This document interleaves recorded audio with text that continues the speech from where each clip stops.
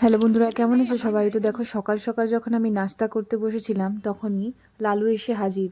তো লালু এসেছে মানে লালুকে তো আমি রুটি খাওয়াবই। তো দেখো, আজ সকালে মা বানিয়েছিল কুমড়ো আলুর তরকারি আর তার সাথে পরাঠা। খেতে খুব ভালো হয়েছিল। শীতের দিনে এরকম রোদ্দুরে বসে নাস্তা করতে আমার তো খুবই ভালো লাগে।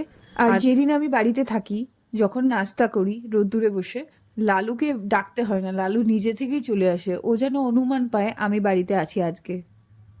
আর সত্যি কথা বললে কি, পশুদের সাথে থাকলে না মনটাও খুব ভালো লাগে।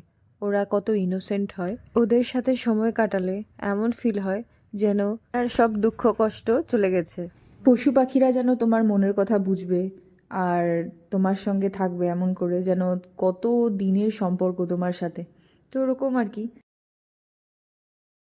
বন্ধুগুলো ভালো আছে তোমার? বন্ধুগুলো ভালো আছে? বন্ধুগুলো ভালো আছে কিনা তোমার বলো। এ নাও খাও। তুমি সবজিগুলো খেতে ভালো করে পারো না, ভালো করে খেতে হয়। রসগোল্লা খাবা একটু? এ নাও রসগোল্লা খাবা, ওইদিকে যাও।